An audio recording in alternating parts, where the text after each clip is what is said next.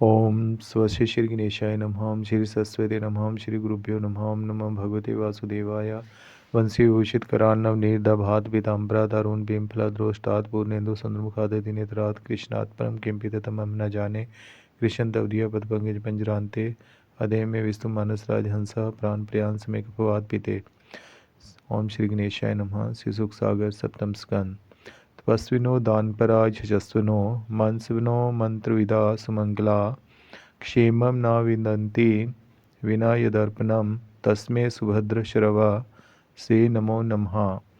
महातपस्वी दानी यशस्वी सदाचारी बड़े बड़े मंत्रवेत्ता अपनी साधना सहित अपने मन को जब तक भगवान के अर्पण नहीं कर देते तब तक उन्हें कल्याण नहीं प्राप्त होता है। हम उन कल्याण मूर्ति भगवान श्री कृष्ण चंद्र को नमस्कार करते हैं। प्रथम अध्याय युधिष्ठिर तथा नारद जी की वार्तालाप तथा जय विजय की कथा। जय विजय के शाप को नारद रहे सुनाए। धर्मराज सुनने लगे, मन में ध्यान लगाए। बोलो श्री कृष्ण चंद्र भगवान जी की जय। स्वामी राधा रानी महारानी जी की जय। श्री सुखदेव जी महाराज की जय। देवर्षि नारद जी महाराज की जय। श्री पितृ महाराज की जय। राजा परीक्षित ने पूछा, हे ब्राह्मण, भगवान तो समदर्शी होने से स्वभावतः ना किसी से बैर रखते हैं और ना किसी से प्रेम करते हैं। फिर यह बात क्या है कि भगवान देवताओं से प्रेम करके दैत्यों का संहार करते रहते हैं। वह दैत्य बेचारे उनकी क्या हानि करते हैं और देवता उन्हें क्या प्रदान करते हैं। ना उनको देवताओं से लेना देना है, ना दैत्यों से भय है। फिर ऐसा क्यों है? भगवान, मुझे भगवान के इस मतब होने पर बड़ा संदेह है। आप मेरे इस संदेह को दूर कीजिए। श्री सुखदेव जी बोले, हे राजन, वास्तव में तुमने यह बड़ा उत्तम प्रश्न किया है। मैं अपने पिता व्यास जी को प्रणाम करके तुम्हारे संदेह को दूर करता हूँ। सुनो, भगवान की लीला बड़ी विचित्र है। हे परीक्षित, वह वास्तव में निर्गुण, जन्मा, अव्यक्त तथा प्रकृति से परे हैं, किंतु फिर भी अपनी माया को धारण करके वह मारने वाले तथा मरने वाले दोनों रूपों को स्वयं धारण करते हैं। यदि मारने वाले भी वह ही हैं और मरने वाले भी वह ही हैं। प्रकृति के सत्व, रज, तम 3 गुण हैं, परमात्मा के गुण नहीं हैं, किंतु वह समय अनुसार अपनी माया से इन तीनों गुणों को स्वीकार करते हैं। जब सत्व गुण की वृद्धि होती है तब देवता बढ़ते हैं, दैत्य राक्षसों का संहार करते हैं, और जब रज व तम बढ़ते हैं तब देवताओं का नाश होता है, दैत्य राक्षसों की वृद्धि होती है। जिस प्रकार काष्ठ में अग्नि व्यापत रहती है किंतु काष्ठ से अलग रहती है, उसी प्रकार परमात्मा सब में व्यापत रहता है किंतु फिर भी प्रकृति के गुणों से अलग रहता है। जब परमात्मा शरीरों का निर्माण करते हैं तब अपनी माया द्वारा त्रिगुण को उत्पन्न करते हैं। जब वे अनेक योनियों में रमना चाहते हैं तब सतगुण को उत्पन्न करते हैं। जब शयन करना चाहते हैं तब तमोगुण को उत्पन्न करके सब का संहार करके अपने में लय करके सो जाते हैं। वे काल की सृष्टि करते हैं, काल उनके अधीन रहता है, अतः कालानुसार किए कर्म भी उन्हीं के द्वारा किए गए कर्म हैं। इसीलिए काल की इच्छा से सतगुण प्रधान होने पर भगवान देवताओं के प्यारे तथा रजोगुनी तथा तमोगुनी राक्षसों दैत्यों के नाशकर्ता प्रतीत होते हैं, किंतु वास्तव में वह समतव ही हैं। हे राजन, इस विषय में तुम्हारे दादा युधिष्ठिर ने अपने राष्ट्रीय यज्ञ में देवर्षि नारद जी से एक प्रश्न पूछा था। उनके सामने चेदीराज शिशुपाल भगवान श्री कृष्णचंद्र के चक्र सुदर्शन से मरकर उनकी आत्मा में ज्योति समा गई। इस आश्चर्यजनक घटना को देखकर सभी उपस्थित सभासदों को बड़ा आश्चर्य हुआ। तब धर्मराज युधिष्ठिर ने देवर्षि नारद जी से इसका कारण पूछा। युधिष्ठिर बोले, हे राजन, यह शिशुपाल दमघोष का पुत्र जब से उत्पन्न हुआ था तभी से भगवान श्री कृष्णचंद्र जी से शत्रुता रखता था। यही दशा उस दुर्बुद्धि दंत वक्र की थी।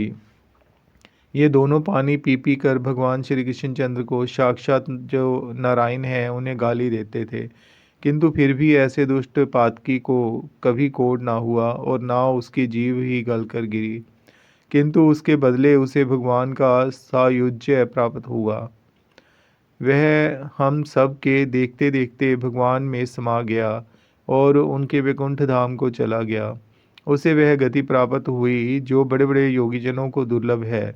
इसका भेद मुझे समझाइए। श्री सुखदेव जी बोले, हे राजा परीक्षित, तुम्हारे दादा धर्मराज युधिष्ठिर के ऐसे वचन सुनकर नारद जी अति प्रसन्न हुए और बोले। नारद जी ने कहा, हे युधिष्ठिर, निंदा, स्तुति, तिरस्कार, सत्कार ये सब शरीर के ही गुण हैं, ना कि आत्मा के।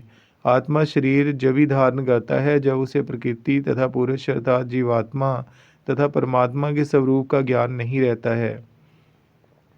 जब विवेकी आत्मा इस शरीर को ही आत्मा जान लेता है तब उसे मैं मेरेपन का भाव उत्पन्न होने लगता है। इस अहम भाव से ही वह बंधन में बंधकर अनेक प्रकार के शरीर कर्मानुसार धारण करता है। वह आत्मा अपने को शरीर से अलग समझे तो शरीर के किए हुए कर्म उसे आत्मा पर आरोपित ना हो और वह उनका फल भोगने के लिए शरीर धारण ना करे। वह तो शरीर इंद्रियों से जनित कर्मों को ही भोगने के लिए शरीर धारण करता है, किंतु वास्तव में वह अजन्मा, सत्य, निर्गुण, निर्विकार तथा स्वतंत्र है। प्रकृति सत्व रज तम के गुणों से मिलकर ही वह स्वतंत्र आत्मा शरीर धारण करके स्वतंत्र सा प्रतीत होने लगता है। किंतु हे युधिष्ठिर, भगवान में जीवों के समान यह अभिमान नहीं होता है। वह किसी से भी द्वेष नहीं रखते हैं। वह जीवों को दंड भी देते हैं तो उनके कल्याण के लिए दंड देते हैं। जैसे माता पिता अपने पुत्र को कोई दंड या ताड़ना करते हैं तो उसके भले के लिए ही करते हैं, किसी द्वेष भाव से नहीं करते। यही संबंध परमात्मा तथा जीवात्मा का है। जब जीवात्मा को मार्ग पर चलने लगता है तो उसे ताड़ना करके ही सही मार्ग पर लाते हैं। यह ताड़ना भी उन्हीं जीवों को देते हैं जिन पर उनकी अति कृपा होती है। हे राजन, जो भी प्राणी उन्हीं किसी भी भाव से, चाहे मित्र भाव से, चाहे शत्रु भाव से, चाहे दास्य भाव से, चाहे भक्ति भाव से, चाहे प्रेम भाव से भजे, उन सब को एक सा फल देते हैं। क्योंकि वैर भाव से भजने वाला प्राणी सदा शत्रु भाव रखने के कारण वह उन्हें एक क्षण को भी नहीं भूलता। सोते जागते खाते पीते उसका मन उन्हीं में लगा रहता है। इस शत्रु भाव से भी वह उन्हीं उसी प्रकार प्राप्त करता है जैसे भक्ति भाव से अथवा प्रेम भाव से उनकी प्राप्ति होती है, बल्कि शत्रु भाव से और भी अधिक ध्यान रहता है। इसी कारण भक्त भक्ति भाव से भगवान को प्राप्त करते हैं।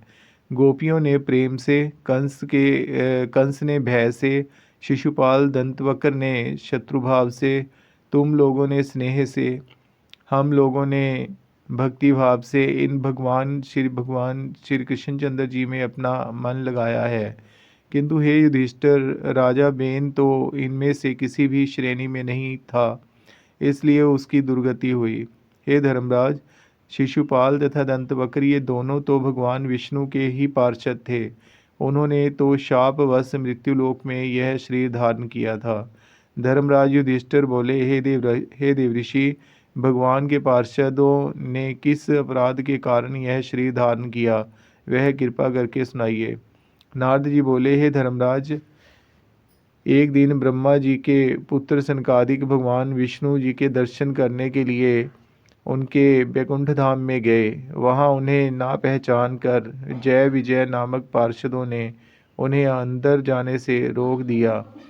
तब उन ब्रह्मज्ञानी मुनियों ने उन्हें शाप दिया कि हे दुष्टों, तुम भगवान के नित्य धाम में रहकर भी असुरी भाव रखते हो।